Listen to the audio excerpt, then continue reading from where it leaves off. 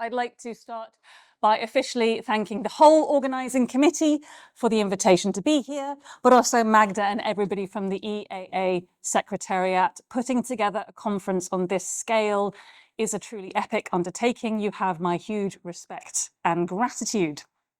For this evening, in this talk, I'd like to address two of the major conference themes that we have, the Mediterranean from within and multiscalar interactions. Oh, mood lighting.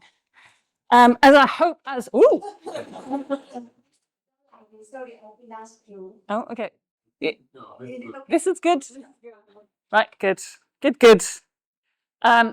Hopefully, as the talk progresses, it will become clear how these two themes interact. Hello, welcome. It's really hard to find, but it's lovely you're here. Okay, so first of all, we will be looking at something which I hope we recognize as a truly pan-Mediterranean phenomenon, reaching from Cyprus to Iberia, from Cyrenaica to the Propontis, and even beyond into the Black Sea. That is, hello. Welcome.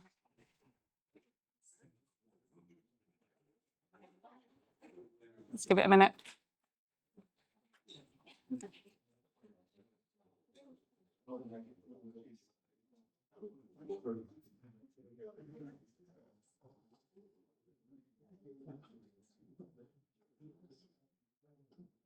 Well done for making it. I almost didn't make it either, so fantastic that we're all here.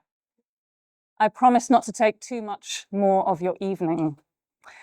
So the subject for tonight, for the next 46 minutes or so, is hopefully quite a big question in the field of Greek archaeology and classical archaeology in general. I imagine that not all of you might be specialists in classical or in Greek archaeology, so hopefully I'll be talking and explaining things in a way which should be accessible for most of you, but let me know if I'm getting too technical.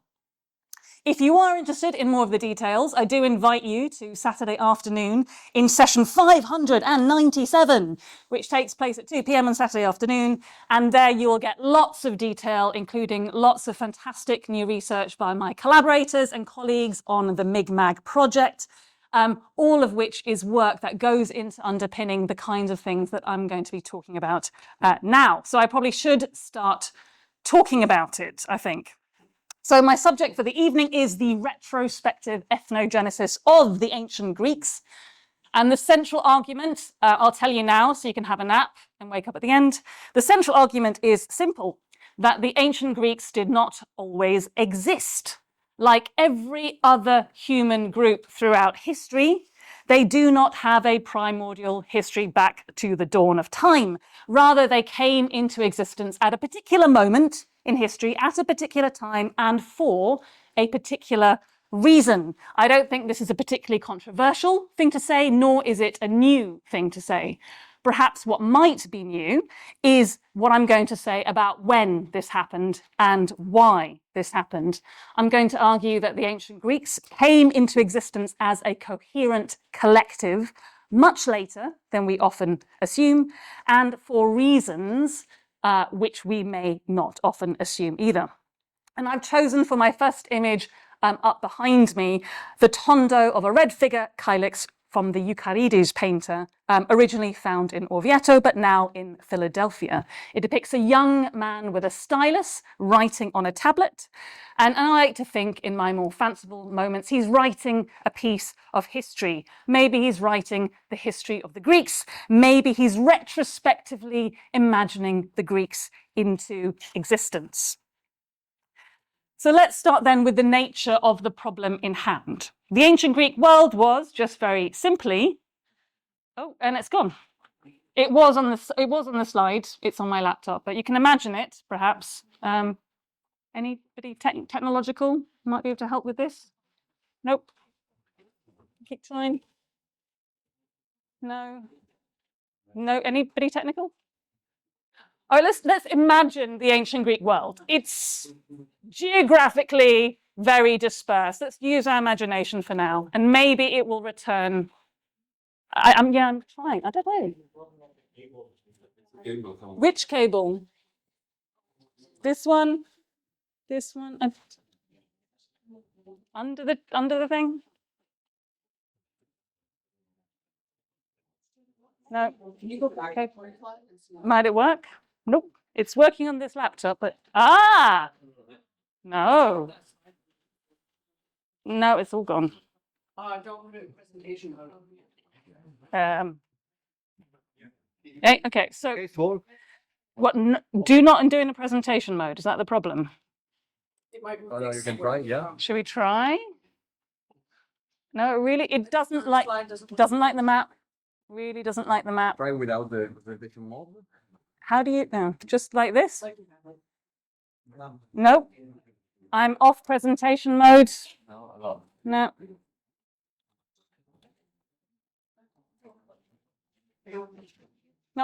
Can you just? I think the signal is.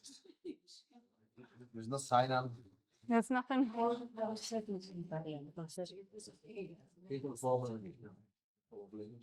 Yeah.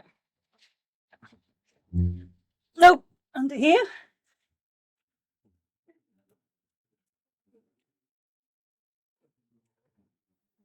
That looks good. That's something. No. Very sorry, everybody. Just I check down. Okay.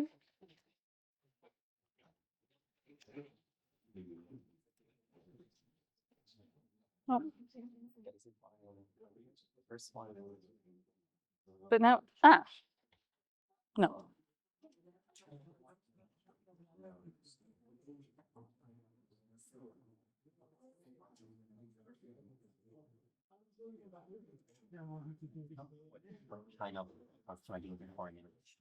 No, but it does duplicate. It does duplicate. I mean, should we just try and run it from here? Close the PowerPoint and open it again. Close and open. Okay, open again. All right, let's just do it like this. Try again with it. Try again. No, not with the presentation mode. Open reading mode. How do you do that? But you have more. No. 1 second. No. No. It's all right. We just won't have. Just open into the reading mode. It will work maybe. Because there's problem with the predictor. Oh, good. No, it's Reading mode. I don't know reading. Can we just do it like this? We just do it like this. Is it okay? Yeah. All right. Like you won't get any animations. I spent ages making pretty animations, but you just have to imagine them. But at least you'll get the main thing. Okay. All right. And you also get a sneak preview of the next slide, which is spoils the surprise, but never mind. Okay. I don't know. Let's see. Any other maps? Any other anything? Are you able to see this?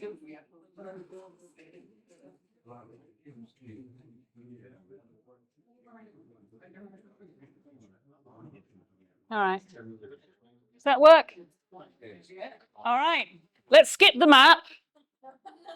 Let's forget the map entirely. We must not think geographically, I think. But maybe for a moment try and imagine geographically. There was a map. It had lots of red splodges on it, which were meant to represent where the Greek world is imagined to be, or at least areas of the Mediterranean and beyond where communities existed which claimed to be Greek or which were ascribed a Greek identity, right? And the point behind that was it stretched really far across the Mediterranean. They were very geographically dispersed. That was the point I was trying to make, pretty much, so hopefully that's fine. And the key thing about the ancient Greek world that I wanted to get to was that we're looking at an entity that is geographically dispersed, that is never held together by a single political authority, so it's politically fragmented.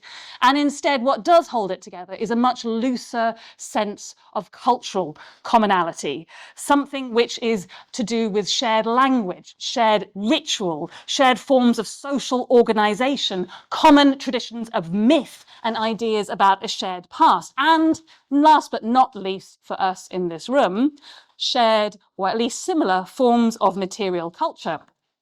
Now, there are two main explanations for how such an entity might have come into being. The first, more traditional, I'm sure many of you are aware of, the idea of Greek colonization, the idea that Greeks started out in a homeland. This is a very schematic representation of this idea. They started out in the homeland of what is now the modern Greek peninsula and the Aegean, and they sailed outwards from there across the Mediterranean and the Black Sea, bringing with them their culture and their identity. And wherever they settled in various locations, they conquered local indigenous populations or overwhelmed them with their cultural superiority and established Greek colonies. It's a kind of early imperialism.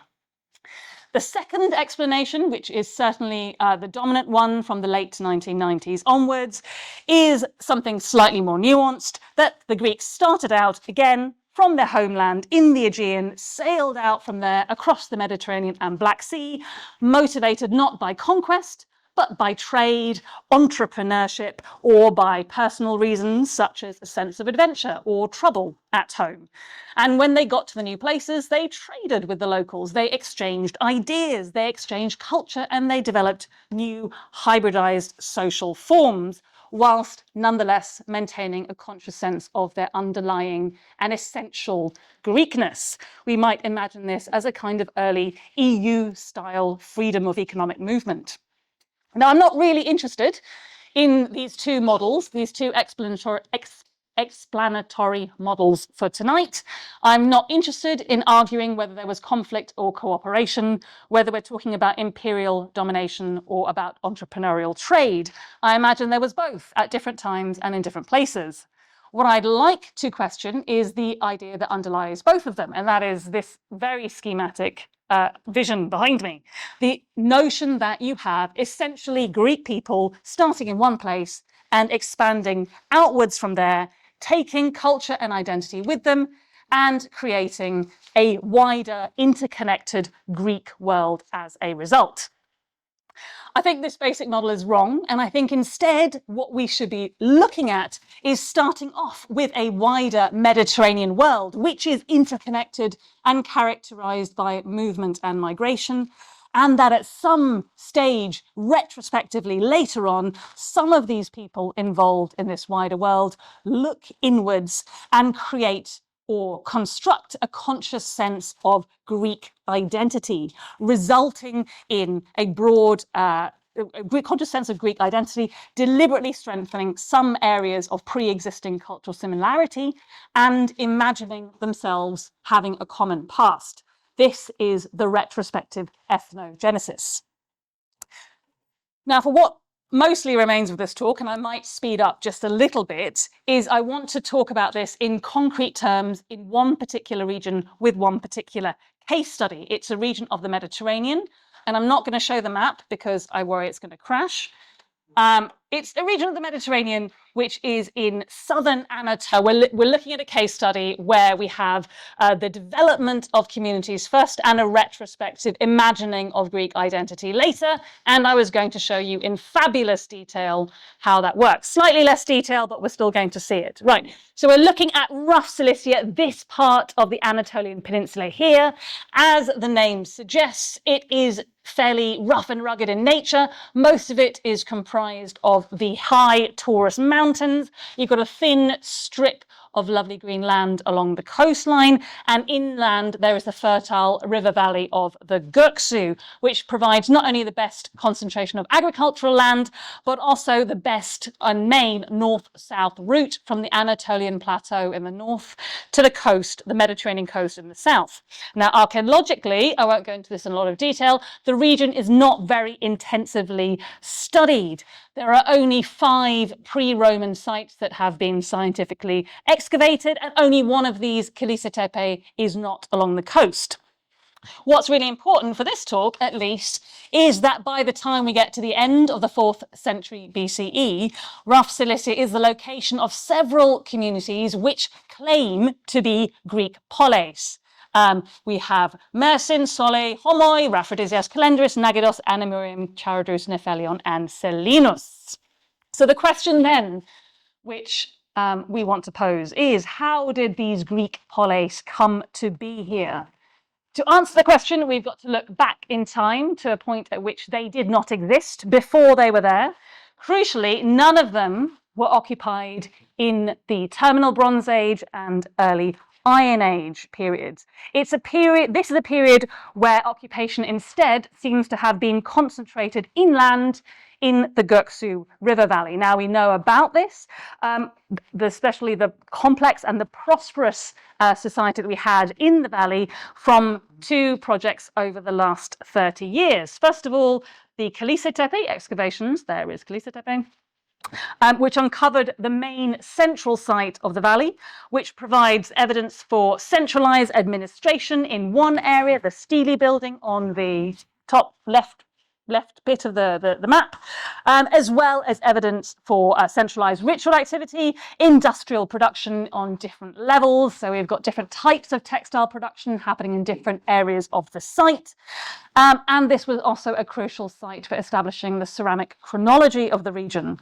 So that was the first key anchor project. The second anchor project is the Lower Gurksu Archaeological Salvage Survey, which has given us a much broader sense of what was going on in the valley in general. Now, the evidence from these two projects taken together suggests that between the 12th, between the 12th and the 9th centuries BCE, we have a very complex settlement pattern in this valley with different order sites clustered in close proximity to each other, settlements spread out to maximize the exploitation of different environmental niches within the landscape, and also controlling key access routes into and out of the valley at the Ermanek stream, the Kurtsu stream, and the Sertoval Pass, as well as the main northern and southern crossings. The impression of this complexity is also supported by the environmental evidence, which also implies that we have a clearance of forests at this time for extensive arable production and a shift away from meat production towards more secondary products and traction in animal husbandry. We are looking at an inland landscape that is very intensively exploited. Much of it is exploited. Now, this all changes in the middle of the 9th century. In what we're calling Middle Iron Age 1, the open of Middle Iron Age 1. And we move from a settlement pattern that was very focused inland on the valleys to one which is still anchored in the valley, but is now beginning to pivot in a serious way towards the coast. We find, of course, more evidence for activity along the coastline, including new occupation at sites such as Kelenderis, but also the reoccupation of older sites such as Holmoy, Soli, and Mersin. And beyond these coastal settlements, we have signs of maritime movements in the form of stone anchors off Yilande and Beshbamak Islands. Yet even for those people who lived inland, there seems to have been something of a cultural turn towards the coast. At Naoíse Tepe, we find evidence for the consumption of marine fish and shellfish in greater quantities than in any other phase. You can get a sense of it here. Just the percentages and the absolute numbers give you a sense of this. This is just marine bivalves and different bivalves, but in terms of fish, most of the fish seems to be sourced locally from the Cilician coast, but we do have imports of fish as well, including the bones of a Nile perch, which have travelled quite a long way. And interestingly as well, at this time, the material culture seems to suggest some kind of symbolic engagement with the sea and with maritimity. We have pierced shells used as beads and personal adornments, more in this phase than in any other, including these quite lovely cowrie shells. And the symbolic nature of these is suggested by one particular group, which was found behind in a ritual cache, along with a straggly and other types of beads, deposited behind the altar in the so-called Steely building. And this is also the phase of Naoíse Tepe where the ceramics change quite dramatically. Previously, we had very locally a kind of very specific local kind of wear known as kindergarten wear, which is characteristic of the valley. But at this point, the local idiom shifts and it takes on much more similarities with ceramics of the coastal regions, with plain Cilicia, with Cyprus. In fact, from this point onwards, in Naoíse Tepe, we join what is known as the Cypro-Cilician ceramic koine, perhaps better known from sites in the Cilician plain like Sekelihuuk and Tarsus. Indeed, at Naoíse Tepe, they're so enthusiastic about the koine is that they become a production centre in the 8th century, and this rather nice stone lime kiln fire insulation 196/15 yields more than 3,500 sherds of Cypro-Cilician white painted ware. But the connections that we have in the valley are not just running southward to the coast, they are also running northwards as well. And this is particularly evident in the metalwork from the site, which bears close affinities to Phrygian metalwork. One particularly nice example is this Phrygian fibula that is type 12.9 in the Muscarella typology, in case you were wondering. Is a particularly good example, and it shows quite nice comparisons to the one worn by King Wapalawas on the rock relief at Ivriz, which is just north of the valley in the Konya Plain. In this period then, which we're going to call Middle Iron Age 2, which covers the second half of the 9th and the whole of the 8th centuries. Oh, where has it gone? I've lost it. There we go. We have a settlement structure which is no longer one which is focused inland and rooted in the valley, of course with some external connections, but instead we have a settlement structure and a cultural outlook which is much more oriented outwards, both beyond rough Cilicia to the north, but also to the south and the maritime sphere of the Eastern Mediterranean. The historical documents that we have of the period as well also attest to the engagement of people from this region in the wider Eastern Mediterranean world. The period opens in the middle of the 9th century with records, Neo-Assyrian records of a local king called Pihirim, based somewhere here in rough Cilicia, and he apparently joins a confederacy of northern Syrian states against the Neo-Assyrians. Now, the confederacy failed terribly and was crushed, and the neighboring cities of Plain Cilicia fell under the Assyrian Empire. But here in rough Cilicia, with the rugged and quite inaccessible landscape, people were able to continue more or less independently for a while. This changed at the very end of the 8th century, and at this point it seems that the local kings in Anatolia had been getting stronger and stronger, with the influence of Phrygia especially increasing. Now this began to pose more and more of a threat to the Neo-Assyrians, who, under Sargon II, now mounted an all-out military campaign into Cilicia in 715 BCE. Sargon seems to have steamrolled through the Cilician plain, leaving in his wake a very clear archaeological signature of firmly dated destruction layers and places such as Kinnet Huyuk, Mrs. Huyuk, and Sekeli, and followed by a dramatic change in economic production and ceramic traditions, signaling that the Cilician plain was being incorporated directly into the Assyrian Empire.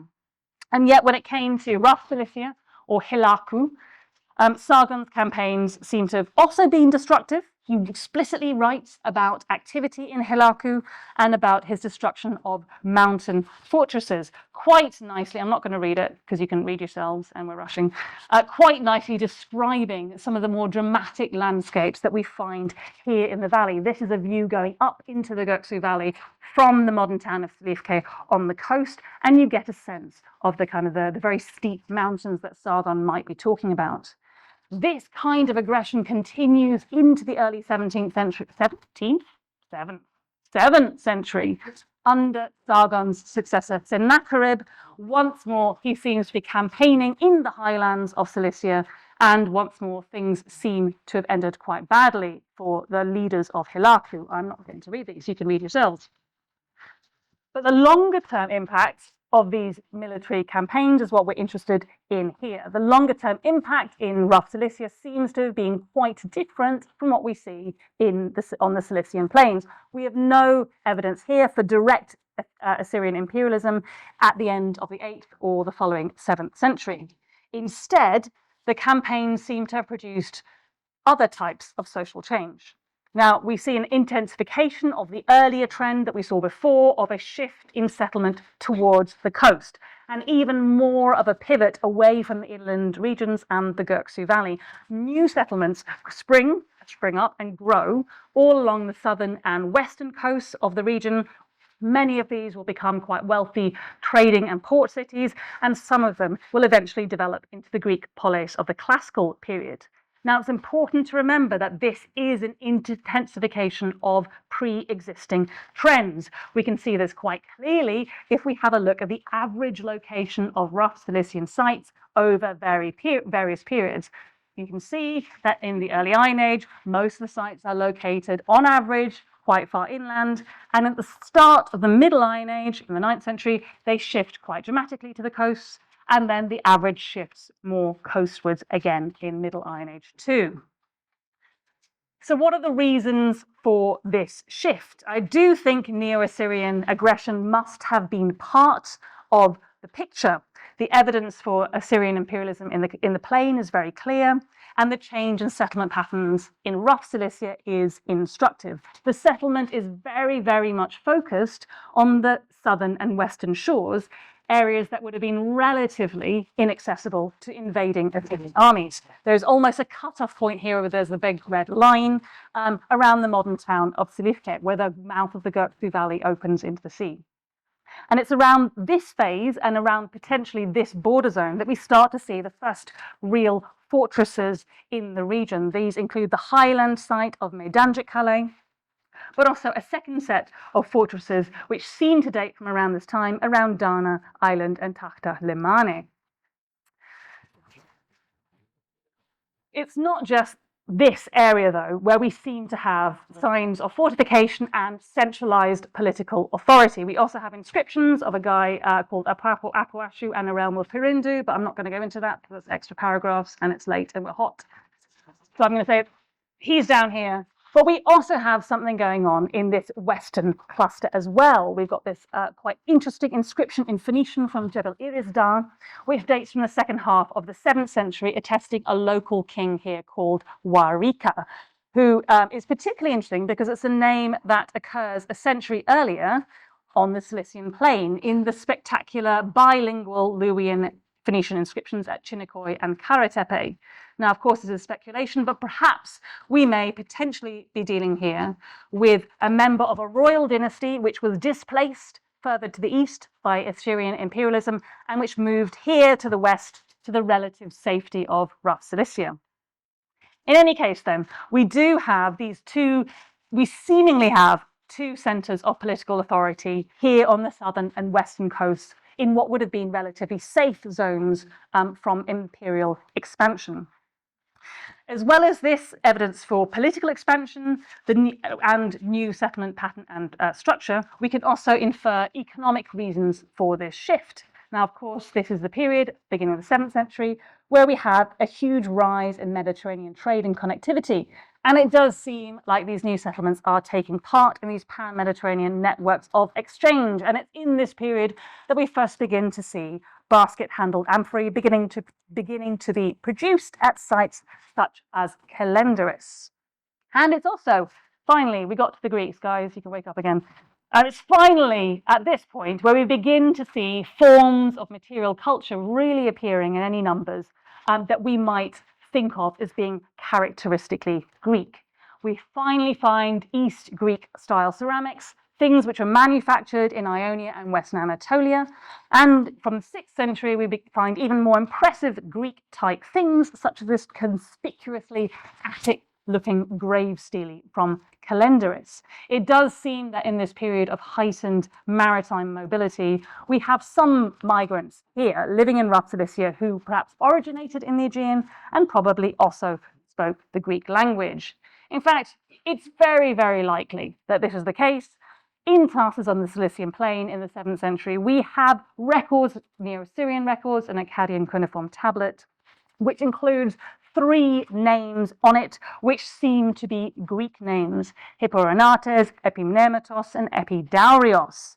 This is also evidence for perhaps people with Greek linguistic connections from the Aegean settling in this area. It's also interesting that we have awareness in the Greek literary sources of this time as well that there may have been immigrants going to Cilicia.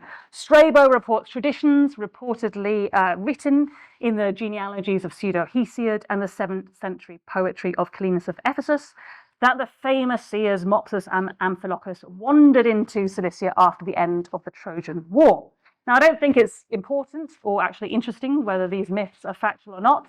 I mean, they're not, but it's not really interesting to talk about it. What's interesting is that there is some concept in this period in the Greek sources of movements into Cilicia from the Aegean. And it's a consciousness which we see also from historical documents from the other side of things, from our Eastern sources. And if we go back to the records of Sargon II, in recording his Cilician campaigns of 705 BCE, he mentions an encounter with the Iamanians off the coast of Cilicia. Iamania, or Yauna, is the term in Akkadian and Aramaic sources given to Greek speakers, and perhaps is even the root of the Greek words Ionia and Ionian. So it's in this period, from the very end of the 8th century and into the 6th, across the 7th and into the 6th, we do have, in all likelihood, Greek-speaking people from the Aegean coming to Rough Cilicia, settling here, and bringing elements of culture with them. But did they bring with them a conscious sense of Greek identity? And was their presence the reason that we later have whole communities classifying themselves as Greek polis? Now, the answer to these questions, I think, is a resounding no. In terms of the sheer quantity of Aegean migrants, they cannot have constituted a significant proportion of the overall population. For a start, the shift in settlement patterns that we've already seen, this was underway long before the period where we begin to see evidence of movements from the Aegean. It is a pattern in regional population distribution which begins in the 9th century, a couple of centuries before this period opens. The material culture of this new settlements also suggests this very small nature of Aegean engagement or migration. For example, in the very earliest settlement phase at Nagidos, out of 150 diagnostic fineware sherds, it's not a great sample, I know, but it's something.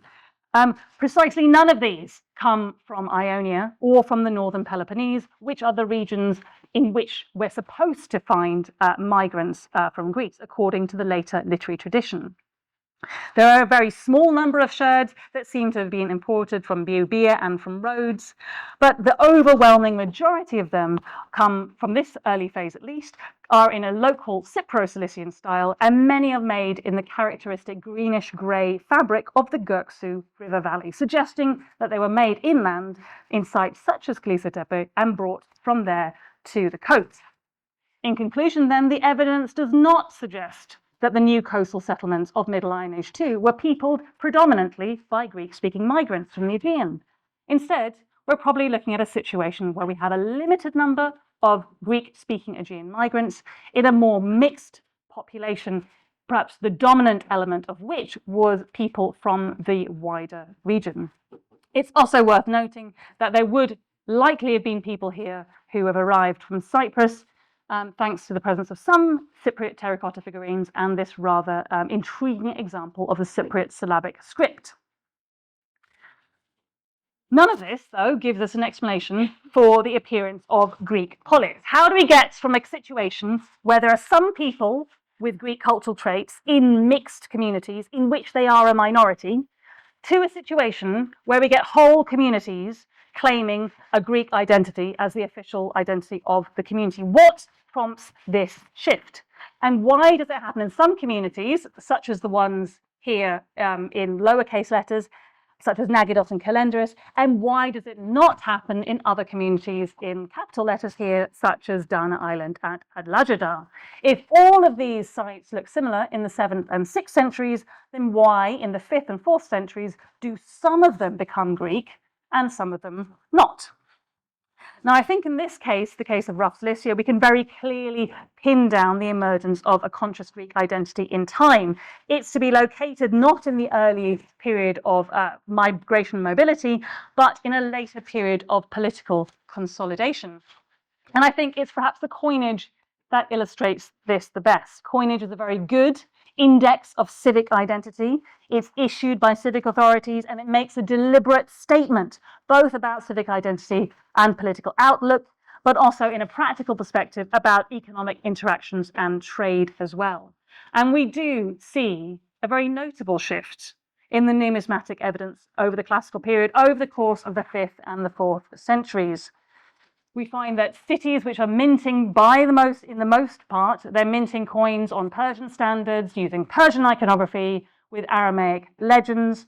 And by the end of this period, many more of them are minting on an Attic or Eginetan standard, displaying Greek iconography and inscribing legends in the Greek script.